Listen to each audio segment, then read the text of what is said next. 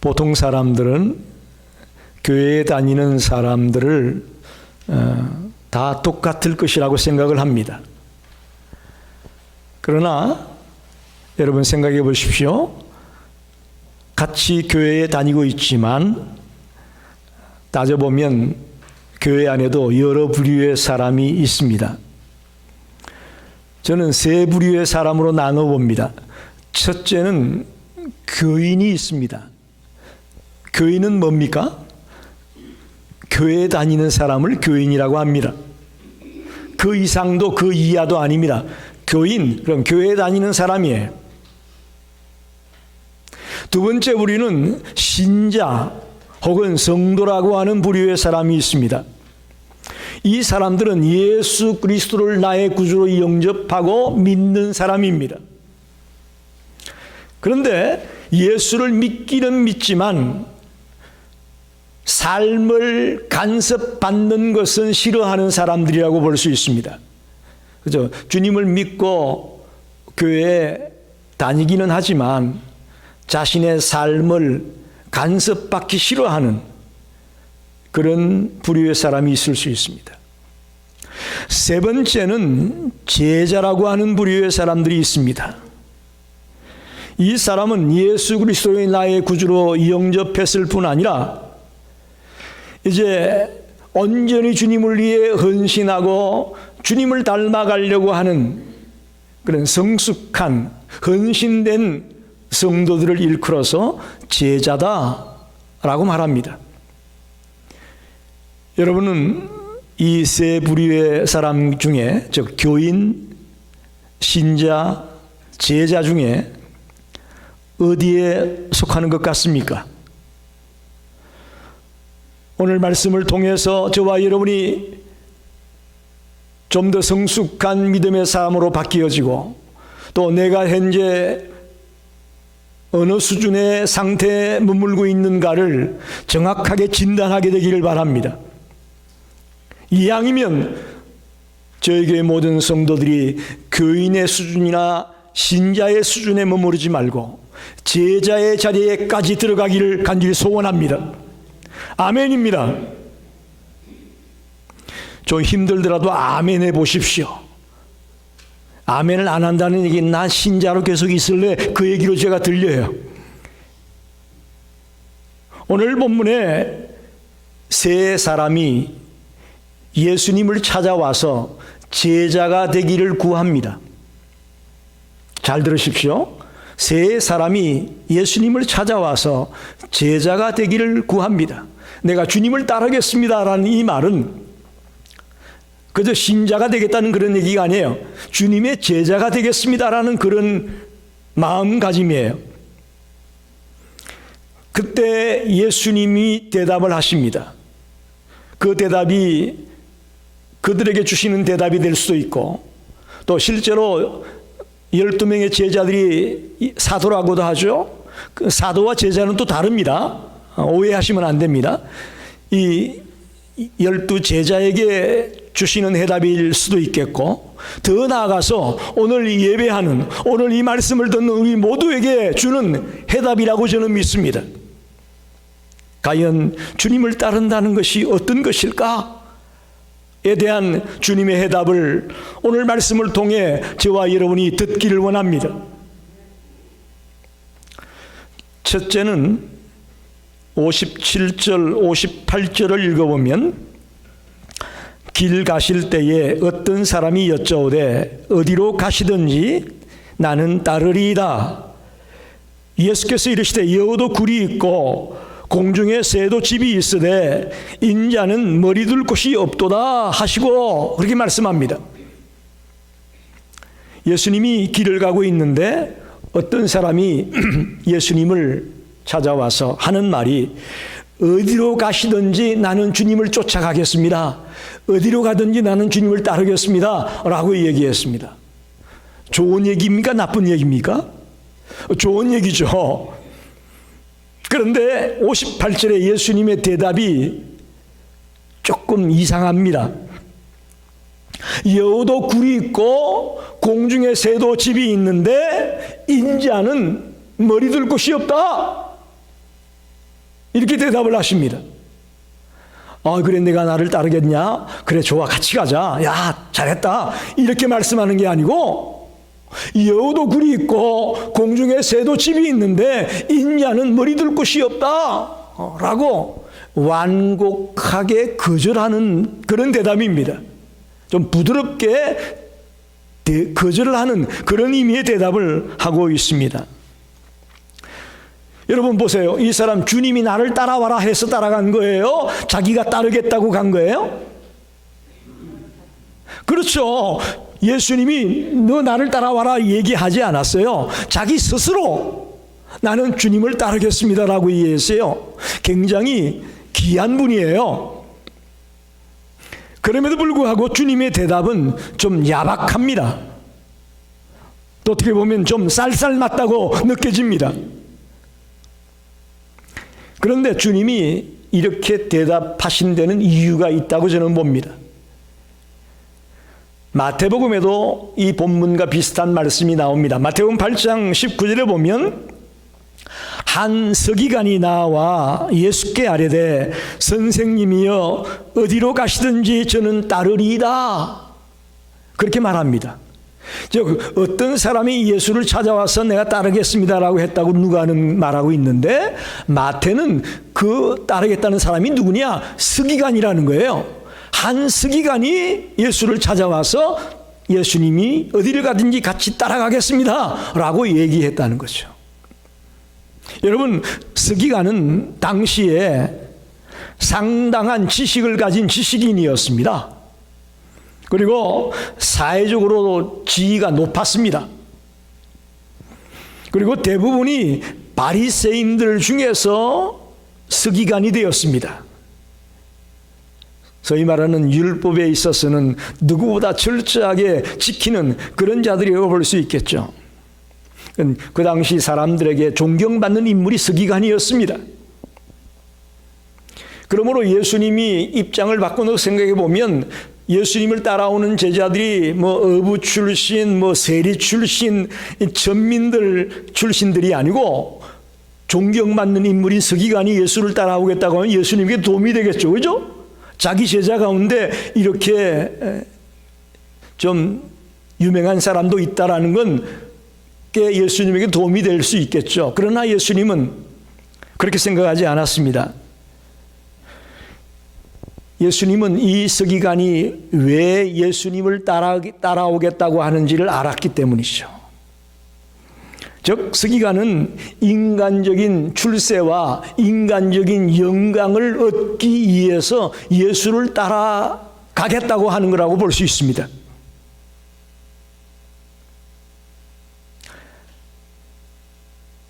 오늘 교회 다니는 사람들 중에서도 이 교회에 나와서 어떤 직분을 얻는 것, 그걸 가지고 폼을 좀 잡아보겠다는 사람들이 있어요. 폼 좀 잡아보려고 예수를 따르겠다라고 하는 사람이 있을 수 있다라는 거죠. 오늘 이 서기관이 어디를 가든지 내가 주를 따르겠습니다라고 얘기할 때에 여우도 굴이 있고 공중에 새도 집이 있지만 인자는 머리 둘 곳이 없다라는 좀 야박하고 쌀쌀한 대답을 한 이유가 뭐냐? 서기관의 의도를 알았기 때문이죠. 자기의 출세를 위해, 자기의 영광을 위해, 자기가 폼 좀 잡아보려고 따르겠다고 하는 걸 알았기 때문에 주님은 그렇게 말씀한 겁니다. 여러분, 주님을 따르는 것은 출세하기 위해 따르는 것 아닙니다. 여러분 기억하십시오. 영광받기 위해서 따르는 것 아닙니다. 오히려 반대입니다. 반대입니다. 오히려 비참하고 수치스럽고 고난당하고 침뱉음을 당하고 손가락질을 당할 수 있는 그런 길이 주님을 따르는 길이라는 것을 아셔야 됩니다. 저는 오늘 우리 성도들이 이 말씀을 통해 좀 마음속 깊이 이 주님을 따른다는 것의 의미를 새기게 되시기를 바랍니다. 나 그동안 30년, 40년, 50년 이렇게 오랜 세월 교회에 다니고 예수 믿었는데 과연 내가 왜 주님을 따라간다고 했느냐? 내가 과연 왜 예수를 믿는다고 했느냐? 오늘 대부분 일반적인 성도들은 교회에 나와 축복받기를 원합니다. 예수 믿고 복받아라. 예수 믿고 복받아라. 이 설교를 너무 많이 듣다 보니까 그저 교회에 나와서 복받고 성공하고 출세하는 것을 예수 믿고 복받는 것으로 생각합니다.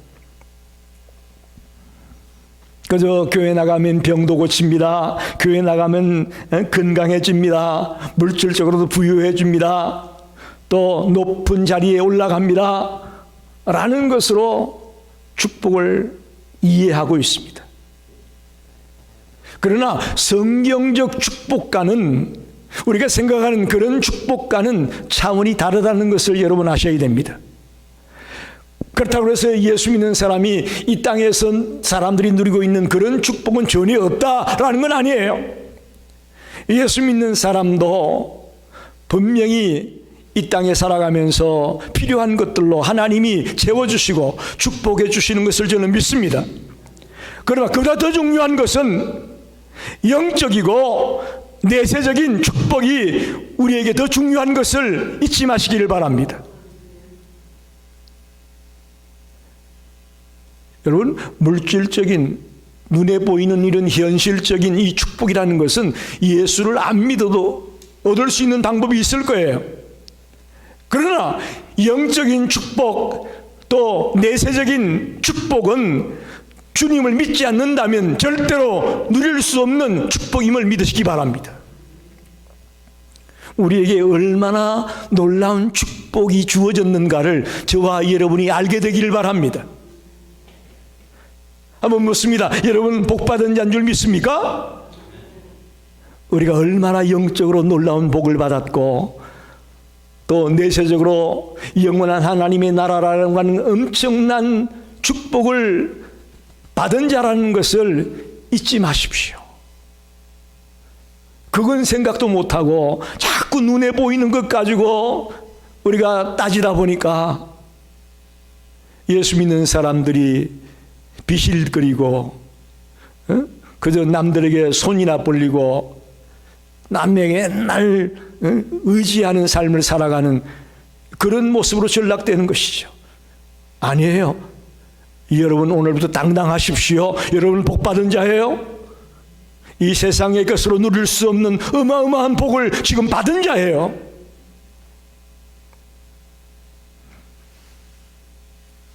그러나 그 주님을 믿고 따라가는 자는 이 땅에 살아가면서 고난도 당할 수 있다고 말합니다. 로마서 8장 17절에 보니까 우리가 그와 함께 영광을 받기 위하여 고난도 함께 받아야 할 것이다. 주를 믿으면 축복을 받는다. 예수 믿으면 복 받는다. 맞습니다. 틀린 얘기 아닙니다. 그러나 고난도 함께 받을 수 있다는 것을 여러분 기억하셔야 됩니다. 그래서 여우도 굴이 있고 공중의 새도 집이 있지만 인자는 머리 둘 곳이 없다고 말씀하십니다. 출세하려고 영광 얻으려고 나 돌아온다면 그건 안 돼. 그 얘기죠. 고난받을 각오를 하고 어떤 수치와 어떤 환난과 어떤 어려움이 내 앞에 있더라도 그 길을 따라가겠다는 그런 결단이 있어야만 제자가 될 수 있다고 말씀합니다. 두 번째는 59절 60절을 보게 되면 또 다른 사람에게 나를 따르라 하시니 그가 이른 나로 먼저 가서 내 아버지를 장사하게 허락하옵소서.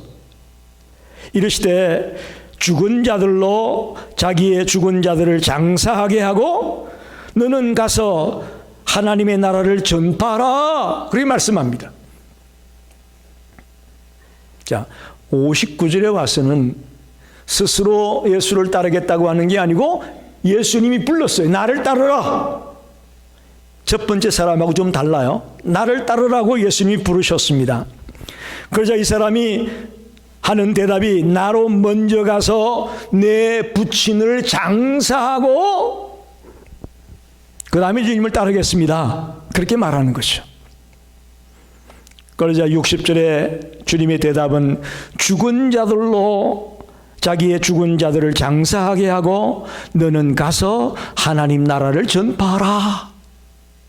쉽게 말하면 제자가 되려면 우선순위를 바로 정해라. 그런 말입니다.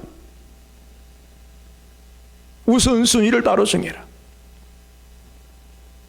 오늘 우리가 세상에 많은 할 일이 있고 바쁘지만 이 주일날 하나님 앞에 예배해야 된다라는 그 우선순위가 있었기 때문에 이 자리에 달려온 거 아닙니까? 여러분, 한가해서 온 거 아니잖아요. 우리가 여기 한가해서 온 거 아니잖아요. 세상 사람처럼 나도 할 것 많고 해야 될 것 많아요. 그렇지만 우선순위가 주일날 주님 앞에 나가 예배해야 된다는 우선순위를 갖고 있기 때문에 나온 거 아니겠어요? 제자란 바로 그거라는 거죠. 우선순위를 바로 정해야 된다. 사실 오늘 이 말씀은 굉장히 조심스러운 말씀입니다. 우리가 상식적인 관점에서 볼 때에 이해가 안 되고 좀 거부감이 듭니다. 자식이 부모를 장사 지내는 일을 해야 되겠다는데 그걸 못하고 나를 따라와라? 주님이 좀 이게 잘못된 거 아니냐? 이런 생각이 들 수도 있어요. 사실 장례의식이라는 것은 동서고금을 막론하고 굉장히 중요한 일이에요. 굉장히 중요한 순간이죠. 근데 분명히 알아야 될 것은 오늘 이 본문에 이 주를 따라와라, 주님이 나를 따라와라 할 때 나로 먼저 가서 내 부친을 장사하게 해달라는 이 이야기는 지금 부모님이 죽었기 때문에 당장 며칠 동안 장사 지내고 오겠다 그 얘기가 아니라고 봅니다. 여기서 이 따르겠다는 자의 문제는 아직 아버지가 임종하기 전이에요. 임종이 가깝다고 생각은 하지만 아직 돌아가시진 않은 상태로 봅니다. 단순히 장례 절차만 마치고 오겠다는 그런 얘기가 아니고 언제 돌아가실지 모르겠는데 그 돌아가시고 난 이후에 모든 걸 마치고 따르겠다라는 내용이 더 강합니다. 사실 지금 돌아가시고 장례 치른다면 주님을 만날 수도 없죠. 장례장에 가 있어서 애국하는 사람과 같이 애국하면서 손님들을 맞이하고 그런 자리에 있어야 될 사람이잖아요. 지금 주님 만날 수도 없어요. 장례가 났다면. 그래서 아직 임종이 가깝다고 생각이 되고 언젠가는 돌아가시겠는데 그때 돌아가시고 난 뒤에 당신 따르겠다. 그런 말이죠. 다시 말하면 주님이 나를 따르라고 하는데 가감하게 결단하고 지금 따르겠다는 것이 아니고 무기한 연기하는 거예요. 두 번째 여기 본문에 나온 사람은요, 무기한으로 연기하고 있는 대답입니다.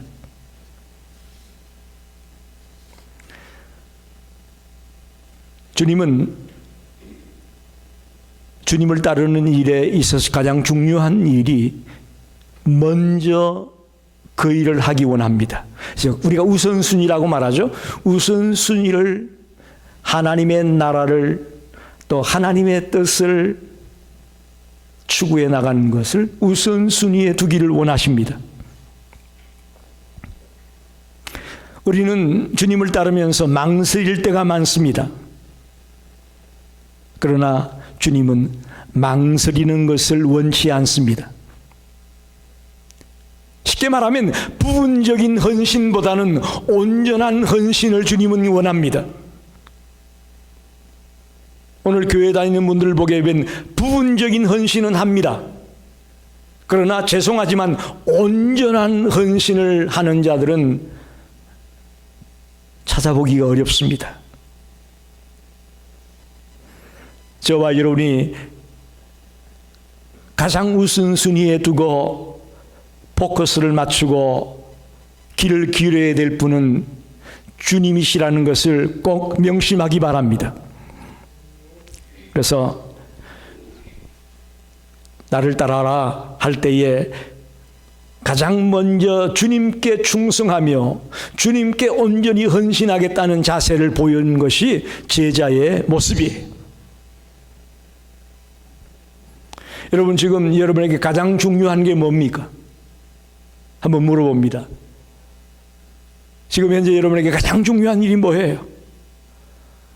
어떤 사람은 지금 여기 몸이 아픈 거 이거 빨리 좀 깨끗하게 나섰으면 좋겠다. 어떤 사람은 지금 뭐 돈이 좀 필요한데 이 돈이 빨리 확 생겨가지고 깨끗하게 좀 정리가 됐으면 좋겠다. 등등 여러 가지로 여러분에게 지금 중요한 뭔가가 있을 거예요. 그러나 주님을 따르는 제자로서의 삶을 살아가기 위해서는 가장 저와 여러분에게 중요하고 우선순위에 둬야 될 것은 하나님 나라를 전파하고 하나님의 뜻을 이루어가는 일에 가장 우선순위를 두고 가장 포커스를 두고 살아가야 된다 라고 말씀합니다. 아무쪼록 오늘 이 주님의 부르심에 이 주님을 따라가는 방법에 저와 여러분이 헌신하게 되고 충성하게 되기를 간절히 축원합니다. 마지막 세 번째 사람입니다. 61절 62절에 보면 또 다른 사람이 이르되 주여 내가 주를 따르겠나이다마는 나로 먼저 내 가족을 작별하게 허락하소서. 예수께서 이르시되 손에 쟁기를 잡고 뒤를 돌아보는 자는 하나님의 나라에 합당하지 아니하니라 하시니라. 무슨 얘기냐? 예수를 따르려면 두 마음을 품지 말라는 겁니다. 손에 쟁기를 잡고 뒤를 돌아본다? 그건 어떻게 보면 두 마음을 품고 있는 거예요. 여러분 저를 보세요. 소에다가 쟁기를 뒤에 메고 밭을 간다고 해보십시다. 여러분 고랑을 곧장 팔려면 어떻게 해야 되겠어요? 쟁기를 딱 붙들고 소를 똑바로 가도록 정신을 집중하고 몰아야만 이 곧장 고랑이 파지는 거예요. 근데 그 쟁기를 붙들고 뒤를 쳐다봐봐야 어떻게 되겠어요? 엉망진창이 되고 말죠. 꼬불텅. 두 마음을 품지 말아라. 주를 따르려면 두 마음을 품으면 안 된다 라고 가르치고 있습니다. 이 세 번째 사람도 자기 스스로 주님을 따르겠다는 사람입니다. 여러분 잘 들으셔야 됩니다. 첫 번째와 세 번째 사람은 자기 스스로 주를 따르겠다는 사람이고, 두 번째 사람은 주님이 나를 따라와라 해서 따르는 사람이에요. 그런데 이 사람이 뭐라고 대답하느냐? 먼저 할 일이 있다는 거예요. 나로 먼저 내 가족을 작별하고 주님을 따르게 해달라. 여러분 보세요. 집에 가서 혹은 부모님에게 혹은 가족들에게 나 주님을 따라갈 거야, 이제부터 그렇게 알고 있어 라고 얘기할 때 가족들이 절대로 안 돼. 너 그러면 우리 형제의 연을 끊어, 부모 자식의 연을 끊어버려 라고 얘기하면 어떻게 되겠어요? 못 가는 거죠. 여러분 이 말을 여러분 잘 이해하십시오. 저도 불신앙의 가정에 장남으로 태어났습니다. 7남매 맞이에요. 제가 은혜를 받고 서원 기도를 하고 해서 신학교에 시험을 봐서 합격을 했습니다. 그래서 집에 가서 어머니 아버지에게 제가 신학교에 시험을 봐서 합격을 했습니다. 그렇게 알고 도와주십시오라고 했더니 도와주기는 그냥, 다시 말하면 등록금을 주기는 그냥 집에서 내쫓김을 당했어요. 너는 장남이 아니다. 장남이 돼가지고 혼자 신학교에 간다는 게 말이 되냐? 집에서 나가. 집에서 내쫓김을 당했습니다. 그래서 등록금은 제가 다니던 교회 성도들이 십시일반으로 걷어서 줬고요. 그리고는 군에 가기 전까지 학교를 다닐 수가 없어서 남의 집에 입주 가정교사로 들어갔습니다. 그래서 1년 반 동안 그 집에서 쌍둥이 집인데 쌍둥이를 가르치면서 공부를 하면서 마치고 난 뒤에 군에 입대를 했습니다. 저는 이 말씀이 충분히 이해가 됩니다. 내 부모에게 가서 작별 인사하고 오겠습니다. No! 부모가 만류하고 집에서 반대하고 하면 어떡하겠어요? 따를 수가 없다는 걸 주님은 아시는 거죠. 주저하는 마음, 예수를 따르는 일이 우선순위에 두지 못하고 있는 마음을 주님은 읽은 겁니다. 그래서 손에 쟁기를 잡고 뒤를 돌아보는 자는 하나님의 나라에 합당하지 않다. 너무나도 가슴 깊이 새겨야 될 말씀입니다. 열왕기상 19장에 보면 엘리야가 이제 죽을 때가 되어서 자기의 후임자를 찾습니다. 즉 엘리사를 자기를 대신해서 선지자로 세우는 그런 내용이 열왕기상 19장 19절에서 21절에 나옵니다. 밭을 가는 도중이었는데 엘리야가 나를 따라와라 라고 얘기하니까 그 부르심을 받은 이후에 엘리사는 한 번도 뒤를 돌아보지 아니하고 쟁기질하던 밭을 갈던 그 소를 잡아서 제물로 주님께 드리고, 무슨 얘기입니까? 그게 있어서는 자꾸 돌아갈 마음이 생기지 않겠어요? 그러니까 밭을 갈 때 쓰던 소를 잡아서 제물로 드리고, 그리고 한 번도 뒤돌아보지 아니하고 흔들리지 아니하고 곧장 주님을 따라가는 그런 자로 엘리사가 나서는 장면이 나옵니다. 여러분, 이겁니다. 우리가 주님의 제자가 된다라는 것, 잘 나갈 때, 좋은 일만 생길 때 제자로 달려가는 것은 어쩌면 쉬울 거예요. 그러나 주님의 제자로 살아가는데 좋은 일만 있나요? 때론 병이 들 수도 있습니다. 심각한 암에 걸릴 수도 있습니다. 또 사업이 땅바닥으로 곤두박질 칠 때도 있을 겁니다. 가족의 식구들 가운데, 자식들 가운데 어려움을 만나고 문제를 만날 수도 있을 겁니다.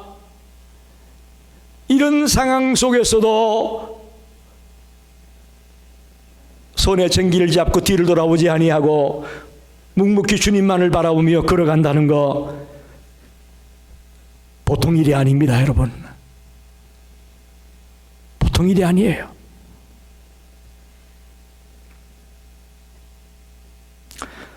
예수님은 우리가 주님의 제자가 되고 주님을 따르는 것이 그런 길이라는 것을 말하고 있습니다. 여러분, 저와 여러분이 주님을 따른다는 것은 세상적으로 말하는 출세와 영광이 아닙니다. 인자는 머리 들 곳이 없다라는 말을 기억하십시오.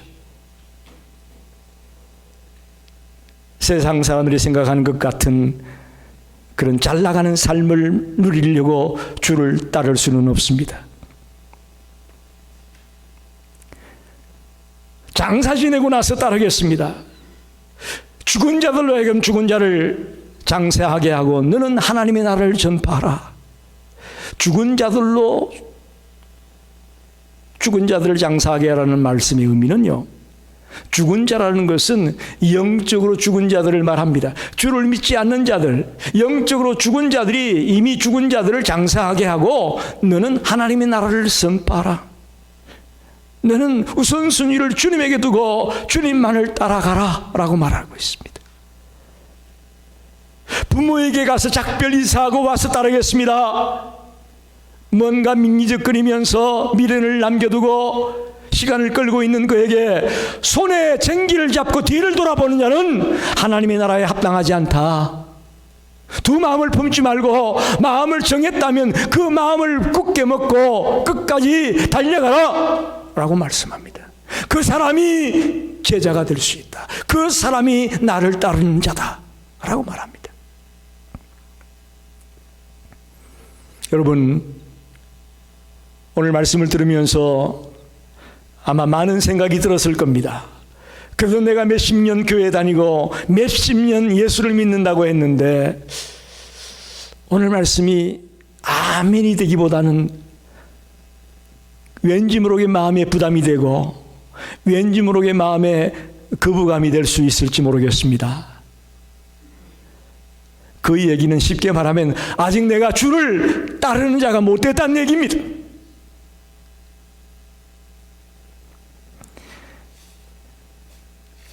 최근에 읽은 책 중에 팬인가 제자인가 라는 책이 있습니다. 카일 아이들먼이라는 자가 쓴 팬인가 제자인가. 팬이 뭔지 아세요? 유명한 가수가 있으면 그 가수를 좋아하고 따라가는 사람들을 팬이라고 하는 거예요. 팬. 어떤 유명한 배우가 있다 그러면 그 배우가 온다 그러면 공항에 마중도 나가고요. 뭐 프랭카드 써가지고 뭐 팬들 아시죠? 그래서 스타가 되고 싶어 하는 거 아니에요? 우리가 팬이라는 말은 무슨 얘기냐? 예수를 따라가는데 희생 없이 즐기기만 하려고 하는 사람이 있다면 그건 팬이에요. 제자는 자기를 희생하고 자기를 헌신하고 주를 위해 모든 걸 드리겠다는 마음으로 달려가는 자가 제자인데, 오늘 교회 안에 제자는 없고 뭐만 있어요? 팬만 잔뜩 있어요. 예수 팬이에요. 우리가 예수를 좋아는 하는데 희생은 싫어하고 자기를 드리는 것은 싫어하고. 이게 카일 아이들먼 이 저자가 자기가 그랬다는 거예요. 자기가 오랜 세월 교회에 다녔지만 팬으로 교회에 다녔지 제자로는 살지 못했다. 그걸 고백하는 책입니다. 여러분, 우리 시카고 열린교회 성도들이 팬이 아니라 제자가 되기를 원합니다. 그저 즐기려고 예수 쫓아다니고 희생할 줄 모르면서 그저 예수님만 쫓아가는 팬으로서의 그리스도인이 되지 말고요, 이제는 나 자신을 철저하게 주님에게 맡기고 주님에게 위탁하면서 주님이 원하는 그런 삶을 살겠노라고 결단하게 되는 성도가 되시기를 간절히 축원합니다. 기도하겠습니다.